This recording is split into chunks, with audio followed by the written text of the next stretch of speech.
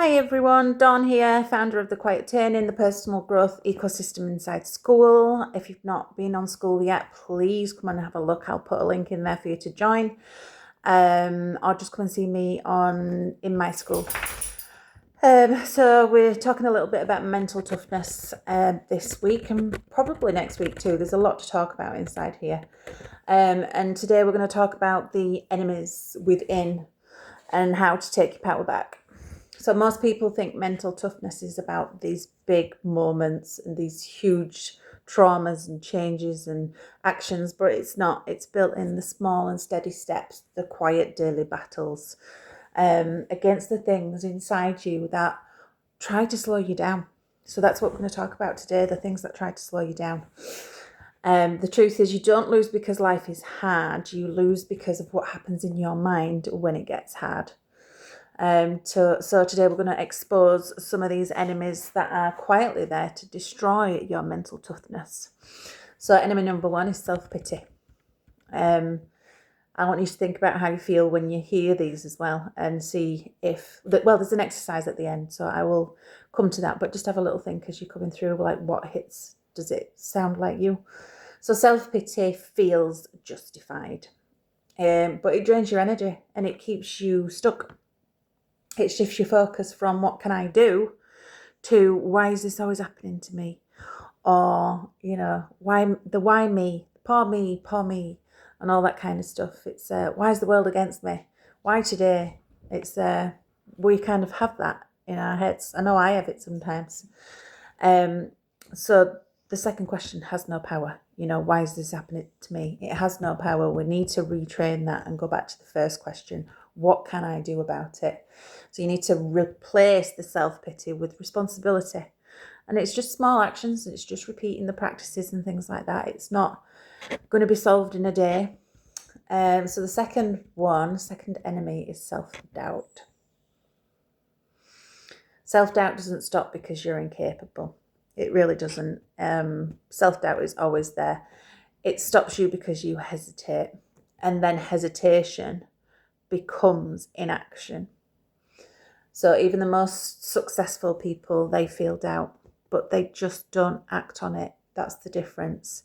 They keep moving anyway. And this is what we talk about a lot inside the Quiet Turning. The structure is there. The actions are there. All you have to do is just take them no matter where you're at, whether you're doubting yourself or feeling tired or drained or unmotivated. It doesn't matter because you can just show up. It is all there.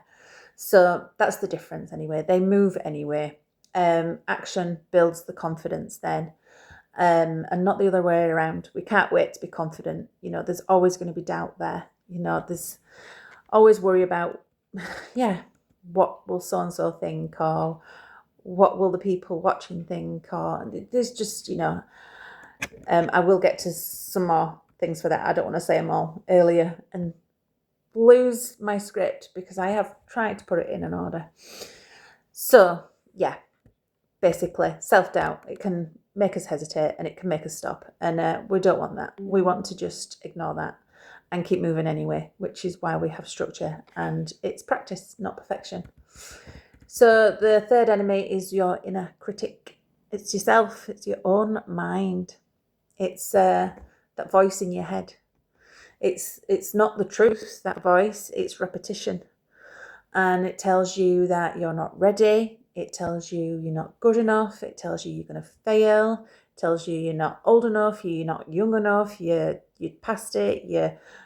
You're a beginner. You're all these kind of things. It tells us, And if you listen to that voice long enough, you do start to believe it because it's our own voice in our heads at the end of the day. So cognitively speaking, we are listening to ourselves and we start to believe it. So if you listen long enough, that is. So the mental toughness way, or the mental strength way, is to not silence that voice, but just outwork it. Use the structure. Use your own voice again to kind of squash that voice. I'm going to fail. No, you're not. You might fly. That kind of stuff. So just replace it with something else. Enemy 4 is fear. Fear exaggerates risk and ignores reality. It tells you that you'll fail. It tells you that people will judge you. It tells you this will go wrong. Yes, go play football. Sorry. Kids and work. So it tells you you're going to fail. Fear. It tells you people are going to judge you, and it tells you this will go wrong. Because most of that never happens. You know, fear is a trap. You know, all these enemies are the traps that we spoke about in the other videos. Fear isn't a warning as such. It's a test. It's some people say when you're in a lot of fear and a lot of pain, it's that point where you can cross, and the next point might be the opening, the actual, the place you've been aiming for, you know, if we just keep going. So when we feel fear, we want to just keep acting anyway. So it's all about the actions. Just act anyway. Feel fear and do it anyway. It was a book I read when I was around 20 years old, and that was a really good book. Enemy 5 is laziness, disguised as comfort. So this one's really subtle. It's not always doing nothing. It's delaying, avoiding, snoozing, waiting, and all those delays, they compound. They weaken discipline. So when we talk about mental strength, we kind of want to talk about when the first hour of your day, you know, when you wake up, think about what you want to do in the day. You know, think about what you have to do in the day. Just, my mind's gone.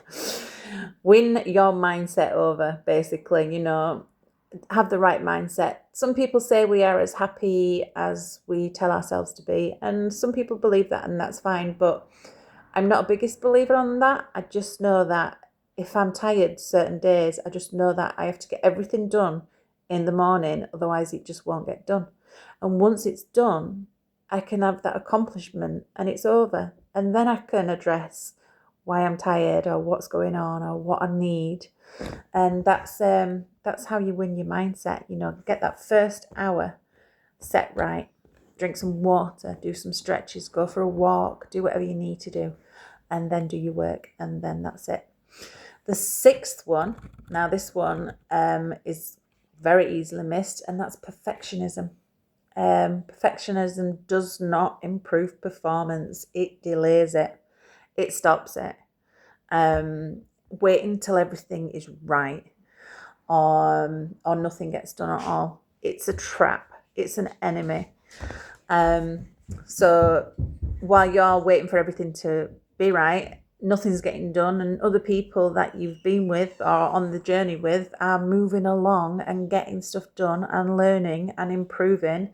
They're improving through mistakes, maybe. They're improving through actions and repetitive things that make the work easier and faster. That's what other people are doing while you're waiting for perfection.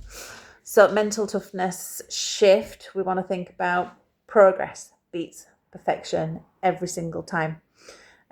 A post out there is better than no post out there, because at least if you've got a post out, you can look at it yourself, you can get some reactions from others, you can let it go a little bit and you can evaluate it, go back to it, reflect on it. But without that post there, it's just nothing. It's a bit like when we talk about we've got a head full of knowledge and we've got no one to give it to. It's the same kind of concept. So 7th enemy is emotional overload. We've spoken a lot about emotions. Emotions aren't the problem. Losing control of them is. Your emotions take over, you react instead of responding, you quit instead of adapting, you spiral instead of stabilizing. So yeah, it's overwhelm was a big one for me. I got overwhelmed by where this might take me, that I just never started, because it seemed too big. It seemed too much. So the shift here is you can feel everything, but don't let it decide your direction. Again, small actions, small steps, small steady steps all the way.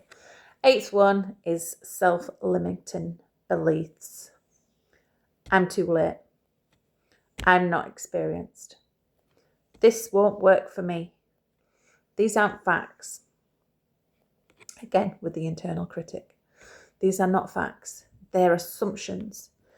I live by never assuming or presuming anything anymore, because I can get lost in what might happen then and get stuck, not do anything at all, just in case it might happen. They're not facts, they're assumptions. So we should not assume and we should not presume. And they stop people before they even start, and that's a shame, because lots more people can be doing this. So every time one of these questions comes up when we're thinking about this, I just want you to question that belief that keeps you small. Just question it. So mental toughness isn't about becoming someone else. It is about removing what's holding you back. These 8 enemies, they are not rare. Everyone faces them. We all face these. You might have related to a few of them. You might not have. You might be okay. You might be tough already. Most people never identify them, and that's why they stay stuck. They don't need more motivation. You just need awareness that it's happening and a willingness to act differently. So the little exercise I want you to think about now is just take 5 minutes today, write down which of these enemies, these 8 enemies, shows up most in your life. And what would I do differently if this wasn't controlling me? And that's where your growth starts. So it'd be nice to see you in the Quiet Turning. If not, it'd be nice to see you on School. There's lots of great communities in there. And the other links, as always, will be posted. Thank you.